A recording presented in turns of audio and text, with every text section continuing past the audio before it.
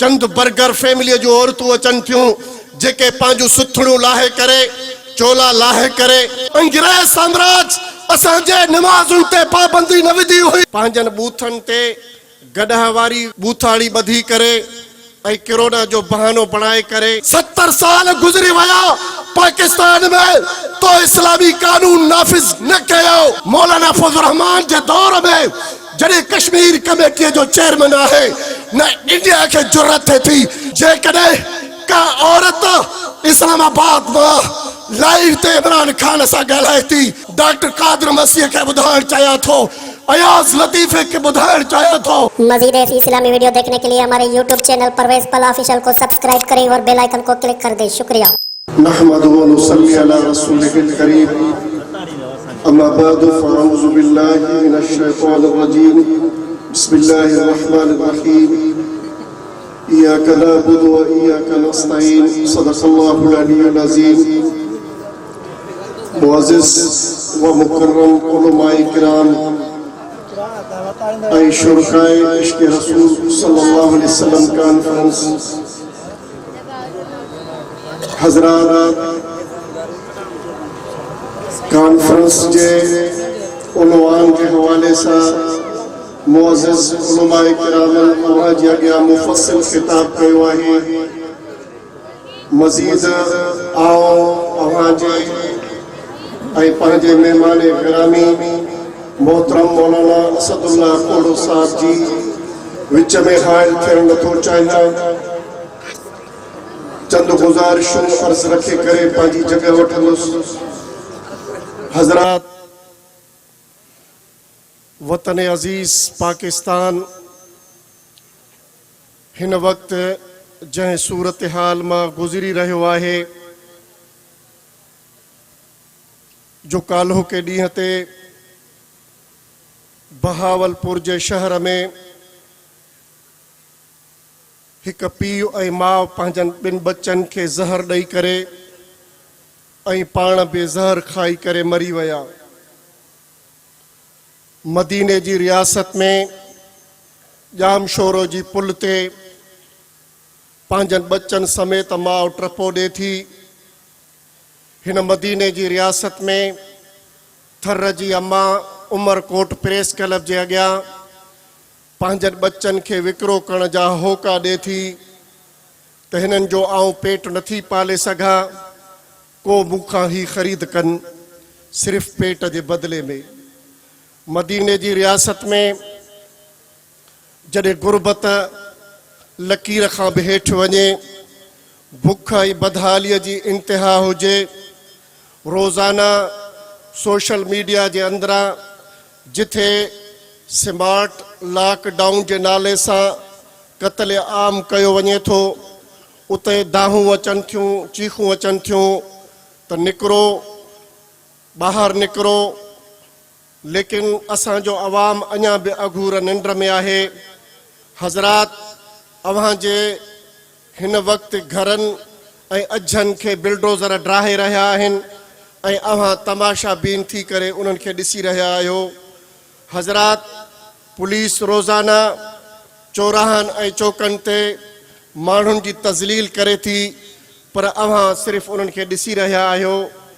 अव्हां खे का बि अहिड़े क़िस्म जी कहल नथी अचे त ॿाहिरि निकिरूं को इनकलाब बर्पा कयूं ऐं हिन हुकूमत खे घर भेड़ू कयूं। तारीख़ जे अंदरि कॾहिं बि एॾी महांगाई न थी आहे। तारीख़ जे अंदरि एॾी कॾहिं बि बदअमनी न थी आहे जेका हिन वक़्तु थिए थी पई। असां मुआशिरे समाज खे उथारण जी एॾी कोशिशि कईसीं त हिकु भेरो ॿीहर इस्लामाबाद वञूं ऐं उते वञी करे असां इन हुकुमरान खे घर भेड़ू कयूं। अज़ीज़ान गिरामी किने पंहिंजनि बूथनि ते गडह वारी बूथाड़ी ॿधी करे ऐं कोरोना जो बहानो बनाए करे इहा ॻाल्हि कई त आउं पोड़ो थी चुको आहियां मूंखे हिकिड़ो पुटु आहे आउं मज़ीद जेलनि में नथो वञा त को लंडन ऐं ॿाहिरि भॼी वञण जी ॻाल्हियूं करे पियो। लेकिन असां उन्हनि खे ॿुधाइण चाहियूं था त असां पंहिंजे हिसे जो कमु ज़रूरु कंदासीं जेको असांखे पंहिंजे असलाफ जे तरफ़ां वरसे में मिलियो आहे, असां उनखे कंहिं बि सूरत में छॾण जे लाइ तयारु न आहियूं।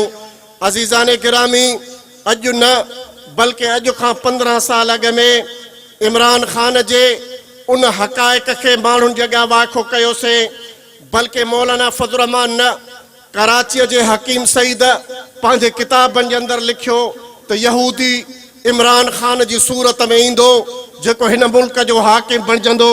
असांखे उन वक़्तु जगाए वियो, उन वक़्तु हकीम सईद बांगू ॾेई वियो, पर उहा बांग असांखे ॿुधण में न आई। अज़ीज़ाने गिरामी, असां इमरान ख़ान जी मुखालिफ़त सिर्फ़ इन बुनियाद ते कयूं था त इमरान ख़ान यहूदियुनि जो एजेंट आहे, इसराइल जो एजेंट आहे। पाकिस्तान जी मुक़द्दस क़ौमी असेंबली जंहिंजे साम्हूं ला इलाहा इल्लल्लाह मुहम्मद रसूलुल्लाह जो कलमो लिखियल आहे, अॼु पाकिस्तान जे उन सरज़मीन ते, अॼु उन मुक़द्दस इदारे जे साम्हूं चंद बर्गर फैमिलीअ जूं औरतूं अचनि थियूं जेके पंहिंजूं सुथड़ूं लाहे करे, चोला लाहे करे, मेरा जिस्म ऐं मेरी मर्ज़ीअ जा नारा हणनि थियूं। अज़ीज़ाने गिरामी, जेके लॉस एंजलिस, वाशिंगटन ऐं लंडन जे अंदरि नारा लॻंदा हुआ, माय बॉडी माय चॉइस जा जेके उते नारा लॻंदा हुआ, अॼु उहे पाकिस्तान जी सरज़मीन ते नारा लॻनि था। आउं उन्हनि खां पुछणु चाहियां थो त जेकॾहिं अव्हांखे पाकिस्तान जी सरज़मीन ते इहे नारा हणाइणा हुया त पोइ पाकिस्तान अव्हां ला इलाहा इल्लल्लाह जे नाले ते छाजे करे ठाहियो हुयो? ला इलाहा इल्लल्लाह जे नाले ते जॾहिं पाकिस्तान ठाहियो वियो त उन वक़्तु अव्हांखे मालूम आहे हिन पाकिस्तान जी सरज़मीन जे लाइ जेके क़ुर्बानियूं ॾियणियूं पयूं, जेकॾहिं अॼु बि तव्हां लाहौर जे अंदरि वेंदव, लाहौर जे अनारकली बाज़ार जे सिरुनि खे उखेड़े करे ॾिसंदव त उते उलमाए किरामनि जो खून शामिल आहे। अज़ीज़ाने गिरामी, अव्हां जे चेहरनि ते मुर्कूं असदुल्ला खोड़ो साहब ज़रूर आणींदो, तव्हांखे हिन बूसट जे माहौल मां ज़रूर कढंदो, लेकिन मां अॼु तव्हांखे तारीख़ जा उहे औराक पढ़ाइण आयो आहियां।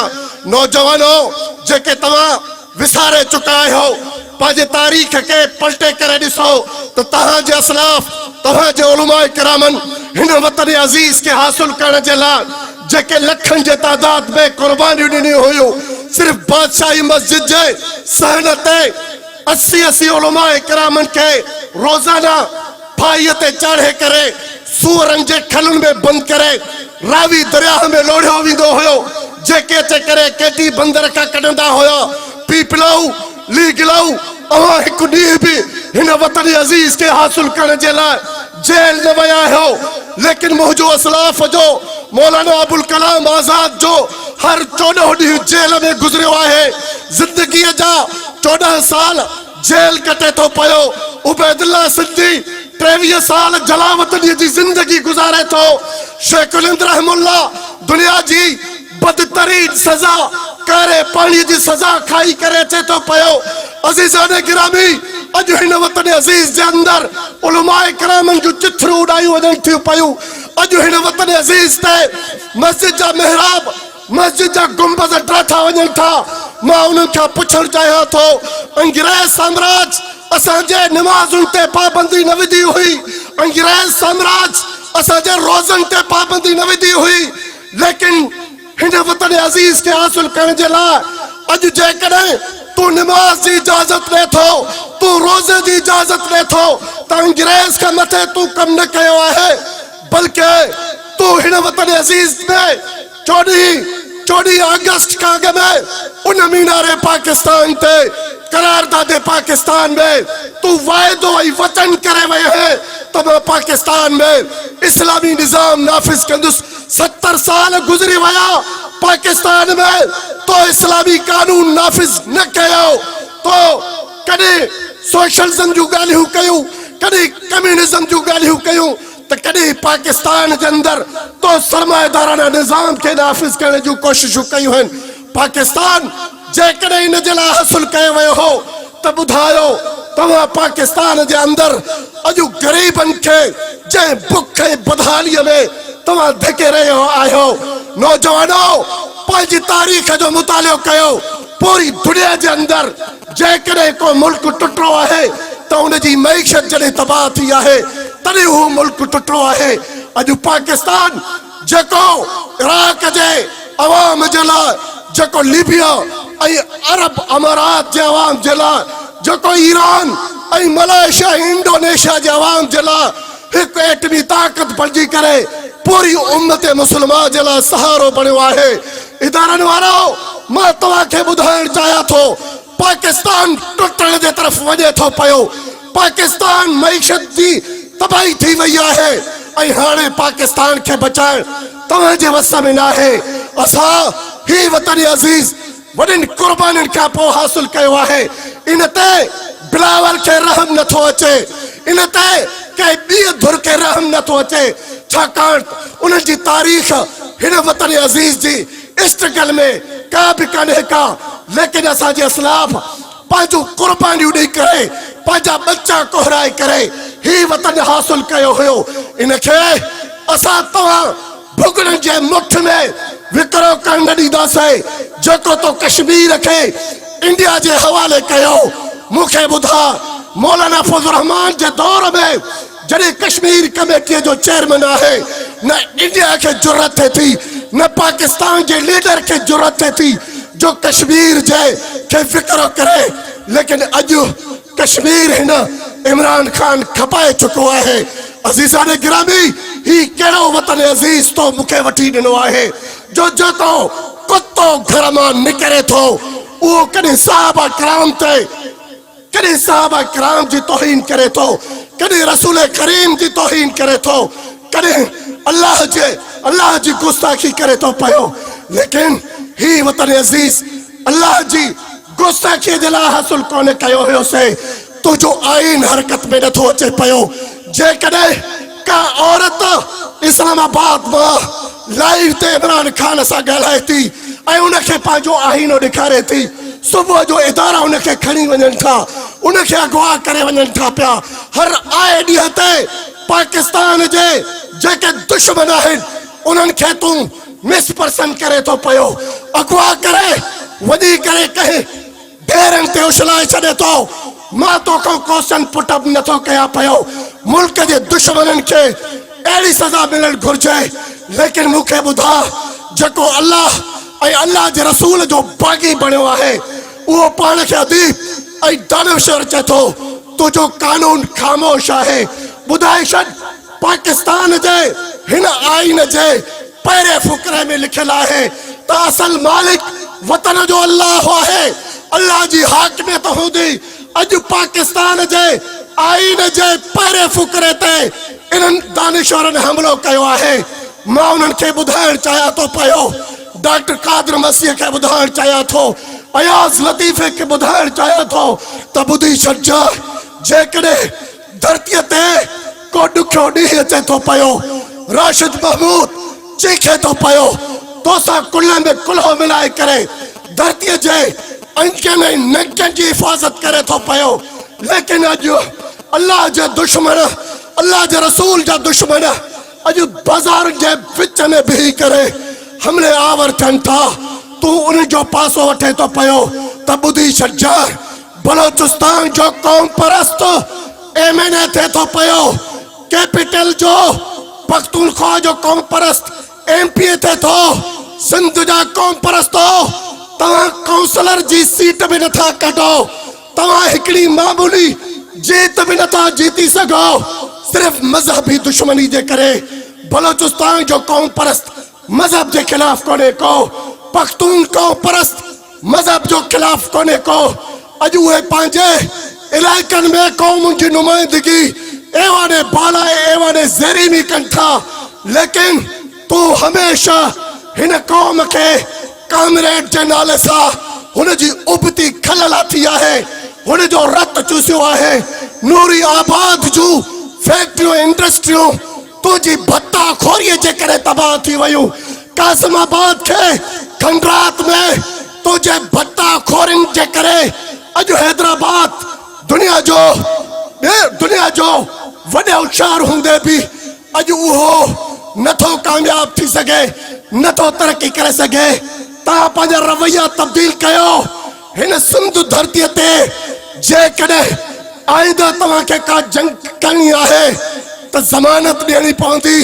तोखे हिन मज़हबी धुरन खां, लेकिन तोखे ॿुधाइण चाहियां थो सिंध जा समूरा क़ौम परस्त गॾु थी वञनि।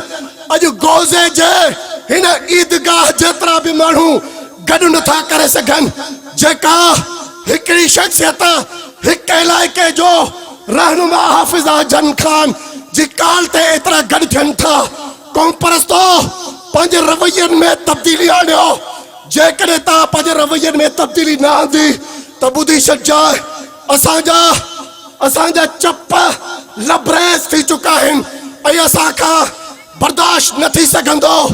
तो मुंहिंजे पीउ, मुंहिंजी क़ौम, मुंहिंजे कबीले जे मथां हमले आवर थी, मां बर्दाश्त करण जे लाइ तयारु आहियां। लेकिन ॿुधी छॾिजांइ, अल्लाह जी इज़्ज़त, अल्लाह जी अज़मत, पैगंबरन सल्लल्लाहु वसल्लम जी इज़्ज़त ऐं अज़मत जे लाइ ऐं कमिटमेंट करण जे लाइ तयारु न आहियां। इंशाअल्लाह ताला सब क़ौम परस्तो गॾु थी करे अॼु अमर जलील खे हैदर चौक ते आणे त ॾेखारियो त तव्हांखे ॾींहं जा तारा नज़र ॾियारींदासीं। वो आखिर दान अल्हम्दुलिल्लाह रब्बिल आलमीन।